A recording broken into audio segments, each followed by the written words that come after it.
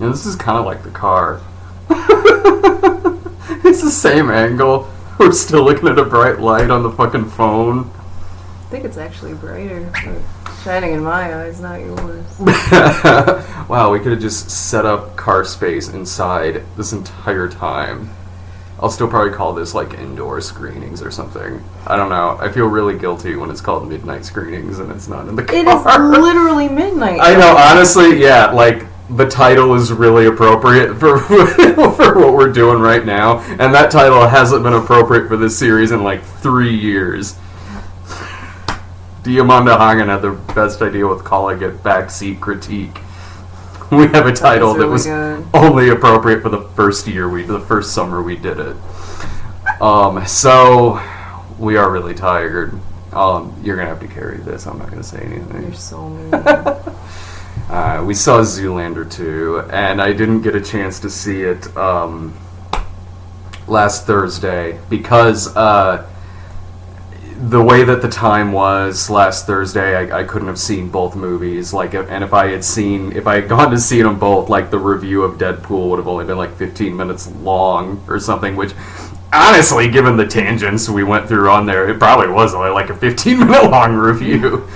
But I could have, if I saw Zoolander first and Deadpool second, I could have made that work. But Sarah had dibs on Deadpool, and she doesn't like going to late screenings. So that means you get to see Zoolander 2. It was actually kind of a pain in the ass going to see this movie. We tried going the other day, and we went to this shitty ass theater that we saw Scout's Guide in. To the point that it's so shitty that one of my professors said that the only reason you should take a girl there is if you're trying to get her to break up with you. I swear I was not trying to do that when A, I took you to that theater, and B, said 2 for Scout's Guide to the Zombie Apocalypse, and 2 for Zoolander 2. You took me to see Deadpool. We did go see Deadpool, because we were going to see Zoolander 2 yesterday, and the guy was like, hey man, it's sold out. A, I've seen what this movie made over the weekend. That's not true. B, I can see the fucking parking lot. There ain't shit that's sold out. No, I'm sure as fucking... If anything's gonna be sold out, it's not gonna be fucking Zoolander. No, like, Deadpool had a crowd in it, but the guy we were like, really? There's like no one in there. And he's like, oh, that's just... We're not showing it. That's just what they wanted to tell us. Well, we went in and we're like, is this Zoolander? And he's like, no, this is Deadpool. And we're like, no, Deadpool's in 6. And he's like, it's in this one too. Sure. Okay. I guess that turned out to actually be true. Honestly, what I gather is probably like no one was going to see Zoolander 2 at this theater, so they're like, all right, Deadpool's bringing in like $150 million this weekend. Let's have another screen for Deadpool. And Zoolander 2, I don't know, maybe a couple of dorks will go try to see that. But we did get to see Zoolander 2 in an Image theater. Imagine? With an E. Imagine. An Imagine theater with amazing seats. Like the best seats. They were like fucking lazy boy recliners and shit. And when we were waiting in line, there were these dudes who were trying to get the literal best seats and took like 15 minutes, including asking the award-winning question, how close to the front exactly is the front? The guy standing... Even the guy selling them the tickets didn't seem to understand the fuck they meant. They're like, it's the front. And they're like, yeah, but how much the front? I know what they mean. I know, but it's just a stupid way to ask it. Well, the guys behind us were like, privacy!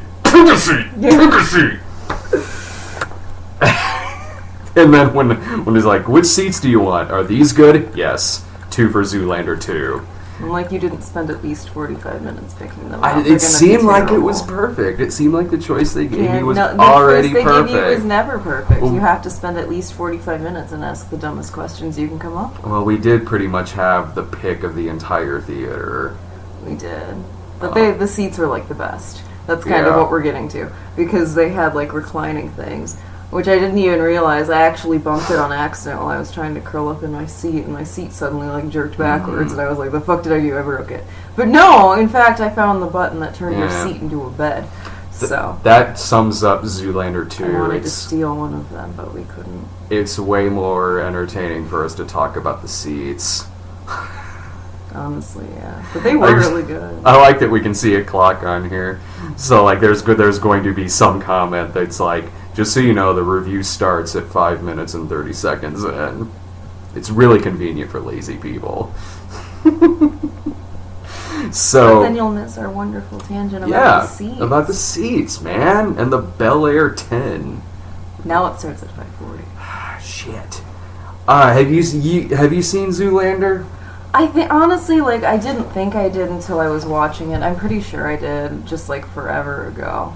Yeah, the movie will remind you if you've seen the first one or not, because it repeats a lot of the same things. But I actually really like Zoolander a lot. I do. It's one that I could throw on and have on in the background, or just watch and have a good time. It's random, it's weird, it's strange, it's goofy, it's stupid, but it's fun stupid and kind of smart stupid. I like it. I like it. Great. Yeah, when I first saw it, I was 20 and on a lot of drugs, but I've seen it not on drugs. But yeah, so like, you know, yeah, that came out at a good time in my life, but to go see that in the theater. But you know, like it still the movie still holds up for me. My friends and I quote it. We've got fun stories that are attached to it. I remember there was a time when Dave and our buddy Nick, he's been in some things on the site, but at one point Dave and Nick were living together. This was maybe like 10 years ago, and Dave had just gone through like a bad breakup, and some of us, you know, when we'd go through like a bad breakup, like guys like me, guys like Nick, would just like go out and fucking just drink and just party and stay up to God knows whenever. Dave was hoodie, laying on the couch, headphones, watching High Fidelity. Not necessarily High Fidelity, but yeah, that's kind of not even necessarily breakup, just any sad thing happens in my life, and probably on the couch in a hoodie with headphones. Well, it might be what I do now, but like at the time, like no, 3 a.m. We're staying out till 3 a.m. So Nick and I are out drinking. We get back at 3 a.m. Dave is sitting there watching the High Fidelity. Nick just goes, "Dave, why are you watching this? You should be watching Zoolander!" Dave's like, and just goes upstairs to the bathroom. Nick takes the DVD out and puts Zoolander in. Dave was up there so long, by the time he got back downstairs, it was the jitterbug scene where they're fucking doing the gasoline fight. Mopey ass Dave comes downstairs, and on the TV, like, jitterbug. And he just grabs his coat, goes outside. He goes, "I'm going for a walk." We didn't see him again until like 10 o'clock the next morning. Oh, I was about to be like, was he okay? But I assume so. I've met him. We haven't seen him since. We think he might have been replaced. We think he might have been replaced. Yeah, he was fine. He just went on a walk to listen to his his Weezer dashboard, whatever the fuck he was listening to at the time.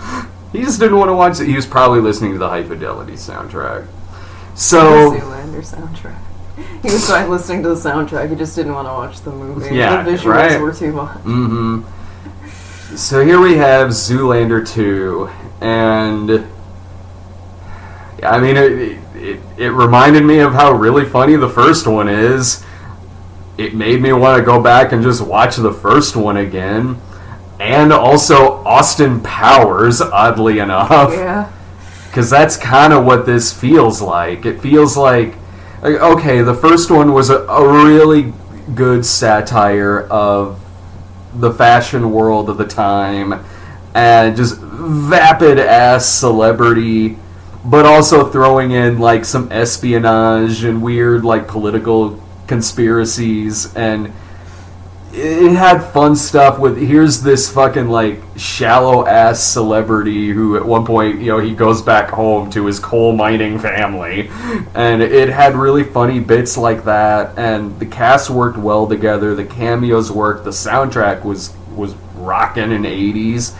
This it kind of, it more or less, it feels there's a little bit of like, you know, the fashion stuff is there, but it's a lot of James Bond spoofing and Austin, which makes it feel like Austin Powers, right down to there's a lava pit at the end of it.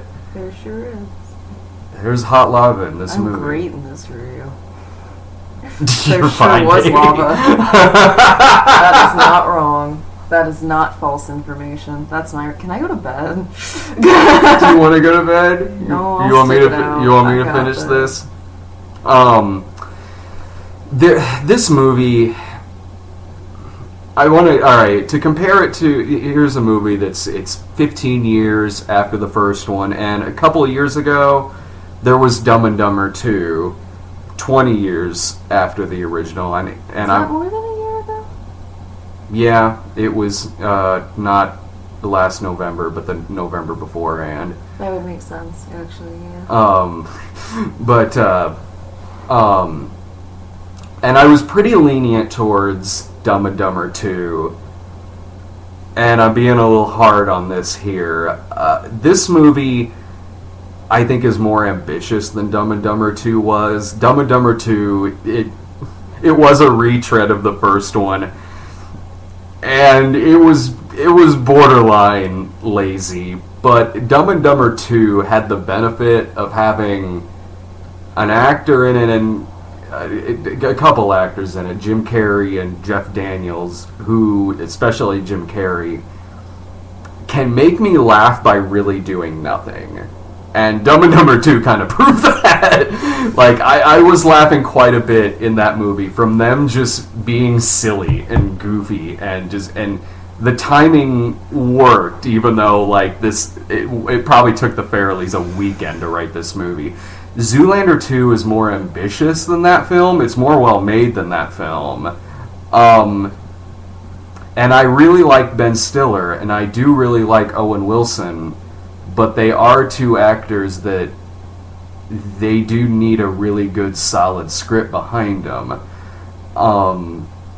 They're not usually, as much as I like them, they don't really have that Jim Carrey quality to me where they can really just kind of make me laugh by doing nothing. Like, Ben Stiller and Owen Wilson are at their strongest with a really solid script behind them, and usually I really am a fan of the Ben Stiller movies that he wrote and also directed, and he directed this, and he and Justin Theroux wrote the script, and I like other stuff Justin Theroux's written too.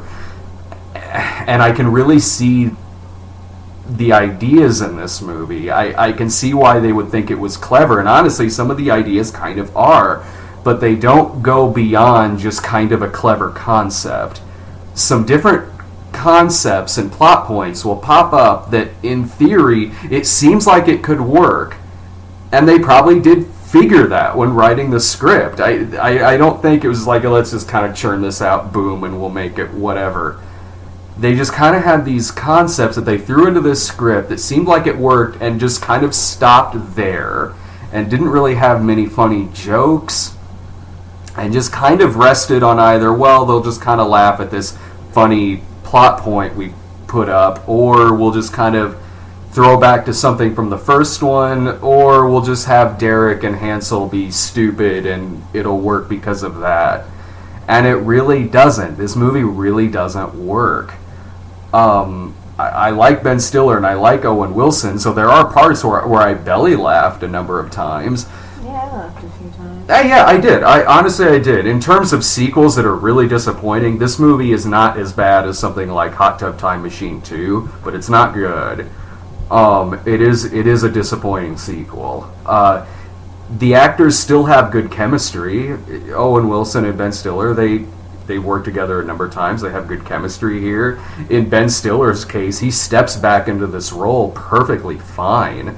Like, it doesn't feel like it's been 15 years since he's played this part. Like, he steps into it as if it's 2001 again, but there's other stuff you could be watching than this. You could watch the first one, or you could watch any of the shorts that have Derek Zoolander in it. In terms of the different concepts that kind of seemed like they should be humorous, you have like the fashion world is different now than it was 15 years ago, and now kind of one of the main fashion guys is this kind of just hipster dude who hates everything but seems like he likes it, but he hates it. He intentionally gets bad tattoos. He intentionally does a lot of different bad things, but is kind of uppity about it. And I could see where I could see that working in something, but they don't really go beyond look at my dumb tattoo or him talking like a douchebag. You mentioned Benedict Cumberbatch when we were sitting in the lobby. Yeah. That was just what you saw in the trailer. Pretty much, yeah. It was... I feel like that whole scene was just trying really hard to be, like, cleverly critical of millennial culture without really understanding, but I don't know. I'm too tired to even get into that. Because, like, he was... What was it? He helped legalize self-marriage or something and, like that. And, like, the, non-binary herm self thing. Like...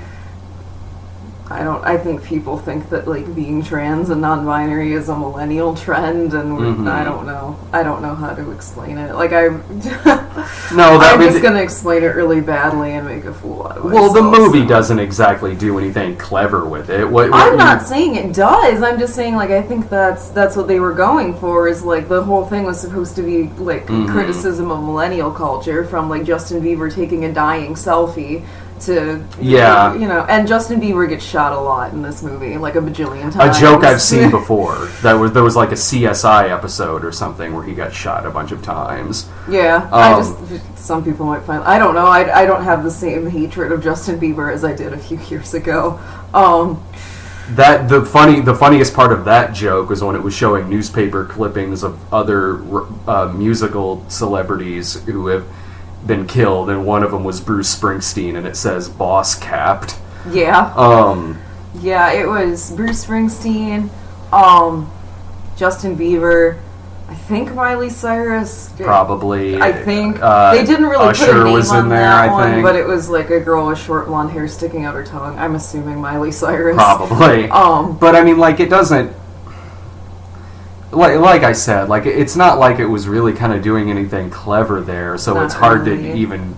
Watching the trailer, I definitely thought, like, they don't really even get into that all that much. They're, like, killing all the beautiful people or something. Yeah, at the end of it, Will Ferrell says, well, of course I killed Justin Bieber. Why would you even have to ask that? Like, why would I kill Justin Bieber? Why wouldn't I kill Justin Bieber? Then why did you kill all the other celebrities? Funny, I guess, but, like... That doesn't I get killing Justin Bieber, and I get... That's going to be taken out of context. But, like, I get the joke in killing Justin Bieber and killing Miley Cyrus and killing all of the celebrities everyone hates, but, like... But Springsteen? Do people really have this undying hatred for Bruce Springsteen in the year of our Lord 2016? Like, really? Yeah, like, that didn't explain why he killed all these other people. Like, I don't know, I'm sure, maybe, like, in the comments are going to be like, you don't know what Usher did? He probably killed Usher because he was the only person who went to go see In the Mix. I think that was the movie Usher was in. I don't remember the name of it, but I do know what you're talking about. But, yeah, so, and in the trailer that was played up a lot. Like, they're killing all the beautiful people, and I'm like, okay, I guess I get that. Like, Justin Bieber, I guess, is... a beautiful person? Okay. He's got very nice hair now. It's a lot nicer than his, like, bowl cut life that he was living a few years ago. But, yeah, he's got nice hair, I guess. Sure. I mean, the funniest part of the Benedict Cumberbatch thing was Benedict Cumberbatch himself just being weird and kind of creepy. There was a cameo from Ariana Grande for, like, 10 seconds. And I guess add to my qualifications that I can tell Ariana Grande is Ariana Grande when all you can see is her mouth and her ponytail. Didn't know that was a talent I had, but yeah, she was the girl in the gimp mask during the orgy. She takes it off, and would you have recognized her otherwise? No, I wouldn't have. Yeah, she takes the mask off at the end of that scene, and one of the other, because there's this plot where like Owen Wilson's character has a like orgy harem. Again, funny in concept. And all of them are pregnant, even though like they're not. Yeah.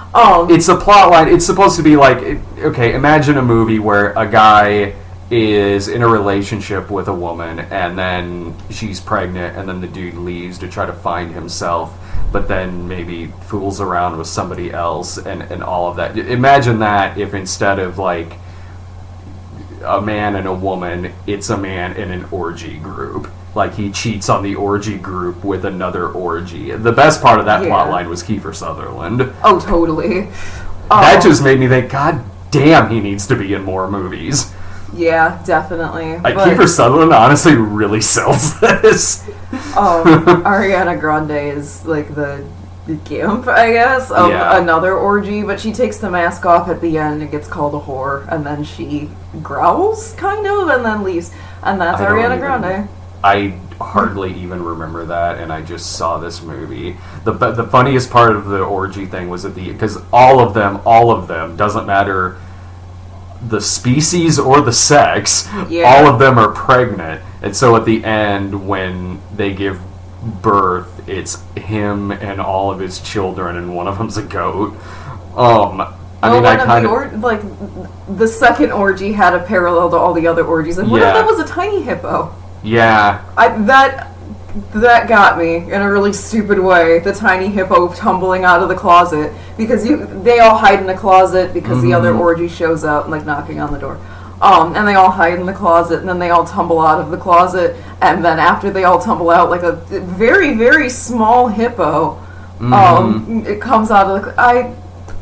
I don't know, it was stupid, but it was so small. Yeah, I belly laughed there. I did belly laugh a handful of times in this. I really only laughed out loud 2 or 3 times. One of them was when one of the plots has to do with, because Christine Taylor is dead because the school that Derek was building in the first one was made cheaply, and it falls over and kills her. And then it injures Hansel, and so he has this kind of mask on, but it's a joke that you know where it's going, and it takes 20 minutes to get there. I thought it was going to be that he did get horribly injured. That's honestly kind of what I was expecting, that he would take off the mask and would legitimately be like very, very badly burned or something. Nah, I didn't think that, because in the trailers it shows him without that mask.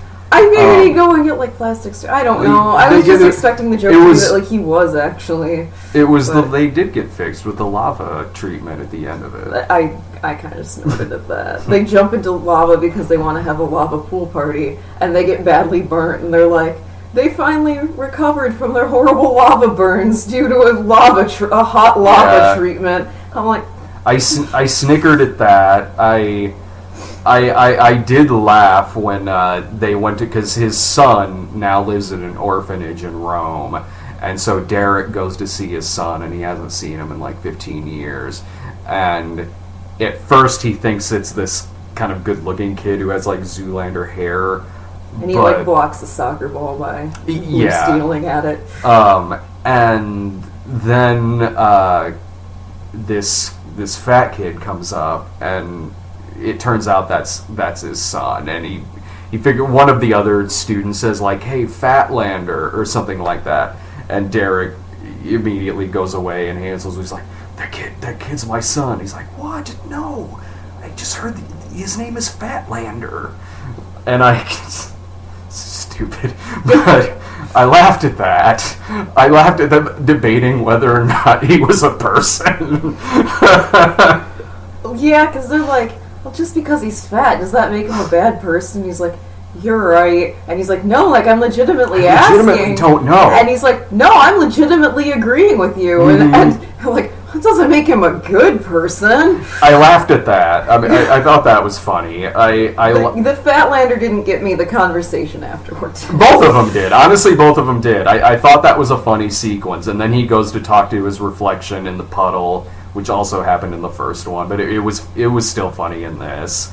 I laughed at... There was something towards the end that also got a laugh out of me, and goddamn it, something that got me too, and I don't remember. Fuck! I laughed twice. I can only remember. I kind of snorted at because all the fashion designers are there at the end, and they all start like insulting each other, and he just looks at because he like pretty brutally insults the other ones, and he just looks at Tommy Hilfiger and he's like, the new collection by Tommy Hilfiger, white privilege, and got me. Yeah, and... Because it was like, Vera Wang, more like Vera uses too many patterns, and Tommy Hilfiger, white privilege. Mm-hmm. Yeah, because the plot has to do with Will Ferrell getting all the fashion designers together to kill him, and it's this plan where he's tricked them into believing that in the Garden of Eden there was Adam and Eve, but also a Steve. Again, funny in concept. And the bloodline of Steve traces to Derek's kid, and if you cut his heart out and drink from it, you'll become immortal or something like that. Eternal beauty. I don't know if it makes you immortal, but you'll be pretty forever. Yeah. So, but it was all this plan for Mugatu just to get them together and kill them, and for Will Ferrell to just scream a bunch of things, because that's his shtick in this. It's what his shtick usually is. I enjoyed him better in the first one. He had a little bit more to do in the first one than just yelling at people. What was that Fred Armisen thing? Oh God, I forgot about that! I completely wiped that from my memory! Oh, that was so bad! Okay, imagine... Alright, you know the special effect that they did when Chris Evans was like skinny Steve Rogers in the first Captain America movie? And I always thought that effect was kind of questionable, but it's a good movie, so I went along with it. Okay, now imagine if the Asylum had their knockoff of Captain America and tried doing the exact same effect. Fred Armisen is playing an 11-year-old kid, and when I say it's horrifying, that's not even doing it justice. It's so hard to find a picture of this, and I can't. I'm not even a big Fred Armisen fan anyway, but you make him look like this CGI 11-year-old monstrosity, as if they tried remaking Clifford with Martin Short, but decided to make him a CGI character. Oh God, it was so terrible. Like, literally the first shot that we see of him, I like cringed. It was horrifying, and if the joke is supposed to be that it's terrifying looking, it wasn't funny. They call him creepy at one point, so maybe... But it wasn't funny. It was just really off-putting. It was... Oh God, like this is going to sound weird, but they needed to make it creepier if it was supposed to be funny, because it seemed accidental. You're right. It just seemed like a bad effect. In like some weird costume or something, I would maybe be like, okay, so it's supposed... Or like just had like a literal infant that they like photoshopped his face onto. I would maybe see that the joke was that it was creepy. And if there was a joke there, I didn't get it. No, I thought it was neither. literally like, it's funny because Fred Armisen's 11? And what was even the point? He's in it 2 scenes. They're like, he's like, I've been working with them since I was 10 years old. And they're like, how old are you now? 11! They take them to the thing. They tell them that the hotel is biodegradable and made of poop. And then he's like, bye! And then he leaves. You caught more of the dialogue than me. You caught way more of the dialogue than I did, because I was just sitting there. You remember T.J. Miller in Deadpool? You are haunting. Yes! It was that! Oh, God! It was, I felt like T.J. Miller looking at Wade Wilson. There's scenes of, like, there are different levels of horrifying depending on, like, what they're doing. And there's a scene where they are all walking together, and it is, like, the creepiest shit I've ever seen. That was, like... That CGI young Jeff Bridges from Tron Legacy has nothing on this. Like, nothing. I was trying to figure out what it even was, if they had, like, an actual child that they put Fred Armisen's head on, or... think probably. If it was just, like, him photoshopped to be small, it was just really creepy. Like... But not in a funny way. Mm-hmm. Like it seemed like it was maybe the same type of effects they did with skinny Steve Rogers, but just if you cut the budget considerably. Do you know what it kind of was? You know that scene from To Boldly Flee where Spoonie is really skinny?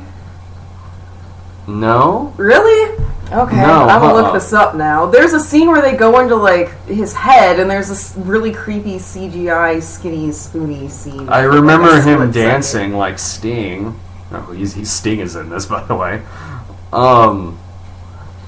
Real quick before I forget, I don't think this is what I was thinking of earlier, but I did laugh when they were on the boat and she was talking about how Penelope Cruz was talking about how she used to be a swimsuit model and she was complaining about her breasts, and Derek turned around and he had just an erection sticking through his pants.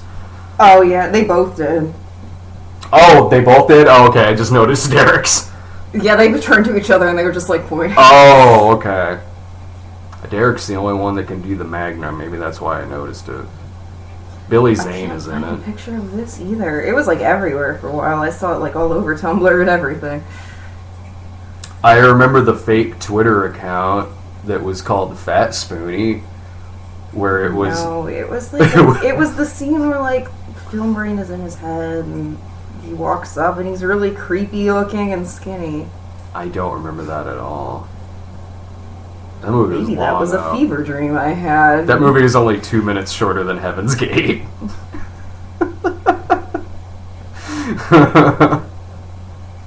I can't remember. Know. Was I in that movie? I think so. Someone out there confirm if that's a thing or if I'm fucking crazy.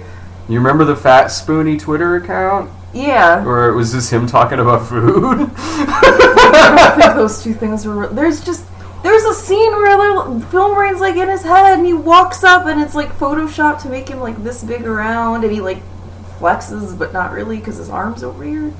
I can't remember. I can't. Maybe you blocked that out from your memory the way I blocked out tiny Fred Armisen until you felt the need to bring it back into my brain.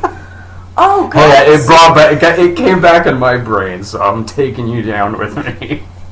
We'll both have nightmares about it tonight. Well, I'm awake now. This movie... I mean, I laughed a couple of times. I belly laughed every now and then, but man, like, really, like, after 15 years, this is what we get. Like, if you, I could at least say, like, if you want to see it, Netflix it. If you really liked the first one, then yeah, sure, you'd probably want to check this out. I really liked the first one, and so yeah, at some point, I would end up seeing this movie. Netflix it. It is not worth going to see in the theater. Here it is. I found a GIF of it. Oh, he's not CGI'd to look skinny there. I think his arms are. Everyone was like talking about it, that like his arms look weird when he walks in. Oh, I think that's just because I think he might have like had some green reflection on there. Yeah, from the green screen, yeah, so that's what they were talking about. That it was like weird looking. I don't know. Yeah, that It's less looks weird like than I remembered it looking like. I don't know. that looks like just some grit Yeah. reflected on it, so it kind of made his Yeah. arms look a little shorter. Fred Armisen is way more haunting than that. Yeah, I remembered it being more dramatic than that. I don't know. If they could do special effects to make anyone look skinny and to boldly flee, I wish they made me look skinny in that movie. You looked fine. I looked better than I did in Suburban Nights.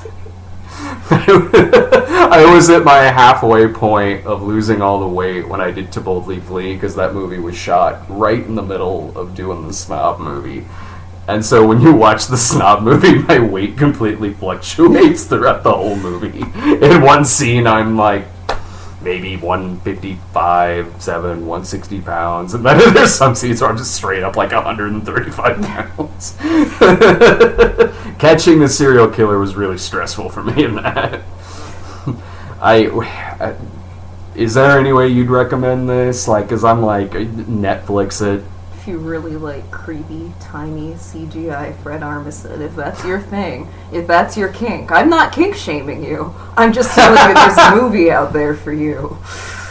Yeah, at least like 5 minutes of it, because it's only in this movie for like 2 scenes. Yeah, there's worse movies Ben Stiller's been in that you could see, but of the movies that he's written and directed and been in, this is at the bottom of that. Tropic Thunder, way better than this. Like, Zoolander, way better than this. I like Secret Life of Walter Mitty way better than this. He directed The Cable Guy. I love The Cable Guy. A lot better than this movie. I mean, just... Yeah, like I said, it's a Netflix. That's it. That's it, really. It's not as bad as like Hot Tub Time Machine 2, but it's just a constant reminder that you could be watching a better movie, and that better movie is Zoolander. Any other final thoughts? Nope. I'm about to go to bed. We're really tired. See ya. Ooh, light.